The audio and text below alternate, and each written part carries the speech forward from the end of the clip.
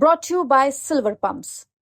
Top quality और consistent performance के लिए सिर्फ सिल्वर पंप्स नाम याद रखना।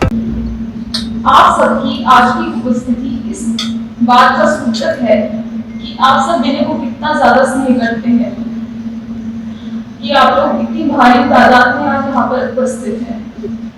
पिछले 12-13 दिनों से हमारे घर पर बहुत लोगों का आना जाना हो रहा है, जो कि हमें इतना ज्यादा हौसला दे रहा है।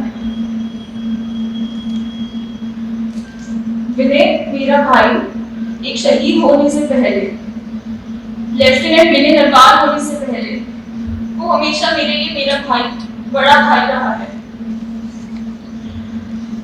डियर विनय, मेरे भैया, मैंने कभी सपने में भी नहीं सोचा था कि जिस भाई ने मेरे पैदा होते ही मुझे अपनी गोद में खिलाया, मैं उसकी जिंदगी की अंतिम यात्रा में उसको कंधा दूंगी। जिस भाई ने मुझे पटाखों के शोर से हमेशा बचाकर रखा, उसी भाई की शहादत की अंतिम सलामी की गूंज आज तक मेरे कानों में गूंजती है।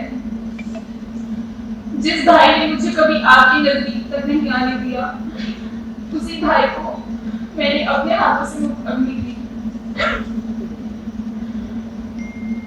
जो भाई मुझे कभी रोता हुआ नहीं देख सकता था, जिससे मुझे रोते देखते उसे रोना आ जाता था, आज मैं रो रही हूँ तो वो है ही नहीं मेरे आंसू चुप कराने के लिए।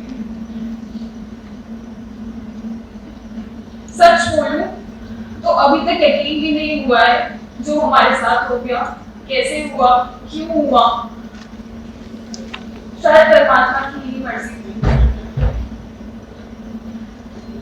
जब तक मैं रहूंगी विनय रहेगा, जब तक आप सब रहेंगे विनय रहेगा, वो अमर रहेगा, वो हम सबके अंदर है। पूरा देश जिसे उसकी वर्दी और शहादत से जानता है, उसे हम सब परिवार वाले उसके दिल से जानते हैं। जितना बड़ा उसका कद था, he was 63 inches, उससे लाख गुना बड़ा उसका दिल था। एक खिलखिलाता सा बचपना था, एक प्यारी सी मुस्कान थी, और हमेशा कुछ बड़ा करने का जुनून था उसके अंदर। मम्मी की जान, पापा का दुलारा, दादू दादी की जीने की वजह, हमारा सब कुछ। ऐसा लगता है मेरे शरीर के अंदर से किसी ने मेरा एक अंग ही अलग कर दिया हो। मुझे अभी एक बात याद आ रही है कि चूरमा उसका फेवरेट डिश होता था। तो जब हम छोटे थे तो माँ जी हमें अपने हाथों से चूरमा बनाकर खिलाती थी। फिर थोड़े बड़े हुए तो भाई मुझे चूरमा बनाकर खिलाता था, और मैं उसको हमेशा बोलती थी, भाई जब तेरे बच्चे होंगे ना तो मैं उन्हें चूरमा बनाकर खिलाऊंगी। और जब वो कोची से छुट्टियों पर आता तो दादू दादी को कभी नहीं बताता था। रात को जब वो सो रहे होते थे उनके बीच में लेट जाता, और जब सुबह दादू दादी की आंख खुलती तो वो उस बीच में पाते। उसे सरप्राइज करने का बहुत शौक था, पर लगता है नियति ने ही हमें सरप्राइज कर दिया। हम पिछले कुछ महीनों से विनय और हिमांशु की शादी की तैयारियों में इतने खुश थे कि हमारी खुशी का ठिकाना ही नहीं था। और फिर एक पल में 22 अप्रैल को हमारी जिंदगी पलट गई। जब हम छोटे थे ना तो वो बहुत बार एलओसी पागल देखता था। It was one of his favourite movies. और वो ना ऐसे मुझे बोल देता था कि सृष्टि तेरा भाई भी ना एक दिन ऐसे तिरंगे में लिपटा हुआ आएगा, और वो उसे बहुत डांटती थी।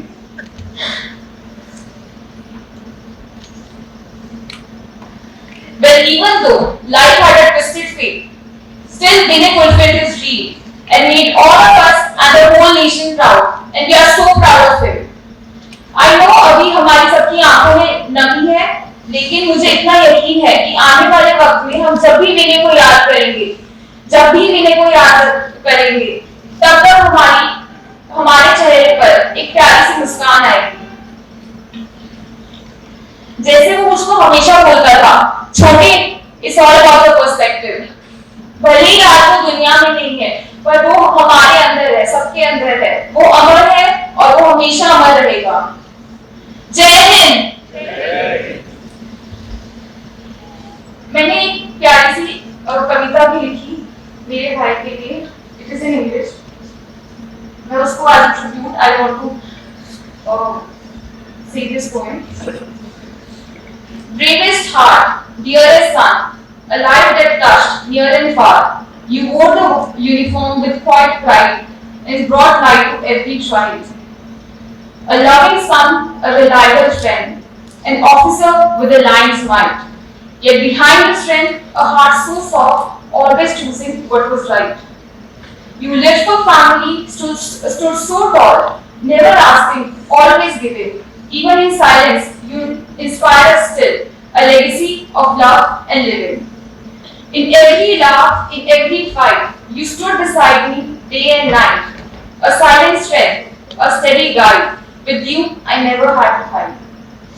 You may be gone from my sight, my child, but your spirit's here to stay. In every beat, in the bond we share, your strength still leads the way.